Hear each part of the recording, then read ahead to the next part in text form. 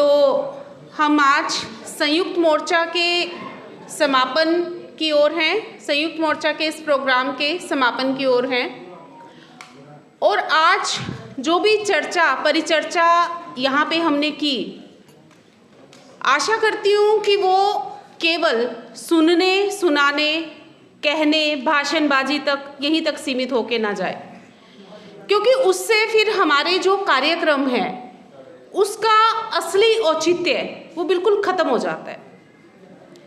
मंच से विभिन्न स्पीकर्स ने अपने अपने जीवन के अनुभव, अपनी बात, समाज से जुड़ी समस्याएं, देश में चलने वाले हालात, उठने वाले विद्रोह, उन सभी का जिक्र लगभग इस मंच से हुआ। पेशे से प्रोफेसर हूँ, रोजी रोटी खाती हूँ उसके नाम का, तो मेरा कर्तव्य बन जाता है कि जब मैं इस कार्यक्रम को समाप्त करूं तो मैं एक चर्चा जो कार्यक्रम के शुरू में हुई थी, थोड़ा सा ध्यान आप सभी का उसकी ओर भी लेकर जाऊं। NEP, नेशनल एजुकेशन पॉलिसी 2020, उसके बारे में थोड़ी कम बातचीत हो पाई है। तो अगर हमने देश को ख़त्म करना है, देश को ख़त्म करने के लिए मुझे लगता है कि कुछ भी और प्रयत्न करने की आवश्यकता नहीं है। आप शिक्षा को गलत हाथों में दे दीजिए, शिक्षा खत्म, सब कुछ खत्म। ये वैसे ही है कि जैसे शरीर रह जाए, टांगे काट दी जाए, हाथ काट दिए जाएं,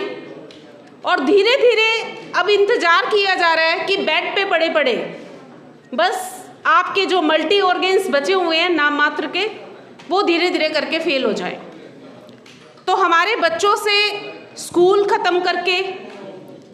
नेशनल एजुकेशन पॉलिसी 2020 के नाम पे जो फरेब शुरू किया है सरकार ने, उसके प्रति हम थोड़े सचेत हो जाए, क्योंकि ये पॉलिसी ऐसी पॉलिसी है जिसमें सरकार अपने पैसे बुत परस्ती में लगा रही है। आपके पास जंगल काटने का टाइम है, आपके पास पूरे के पूरी अरावली को ख़त्म करने का टाइम है, आपके पास निजीकरण के लिए बहुत बेहद प्लान्स हैं, आपके पास नाम परिवर्तन के बहुत सारे प्लान्स हैं, लेकिन शिक्षा को देश में कैसे बचाया जाए उसका सरकार के पास कोई ठोस प्लान नहीं है। मनरेगा नाम से ख़त्म नहीं हुआ, मनरेगा की जो असली स्पिरिट थी वो ख़त्म हो चुकी है। ऐसे ही शिक्षा की भी जो असली स्पिरिट है वो देश में धीरे धीरे ख़त्म हो रही है हमारे नाक के तले, और हम उसे समझ नहीं पा रहे। मैं हरियाणा की बात करूंगी, अपने विश्वविद्यालय की बात करूंगी, कुरुक्षेत्र यूनिवर्सिटी कुरुक्षेत्र से मैं एफिलेटेड हूँ, मेरा कॉलेज एफिलेटेड है। 8 में से 4 सब्जेक्ट, आप घर में जाके अपने बच्चों के साथ ये चर्चा करें, 8 में से 4 सब्जेक्ट कॉलेज अपने आप पेपर बनाता है, अपने आप चेक करता है और अपने आप उसको जो है वो अपना खर्चा उठाता है।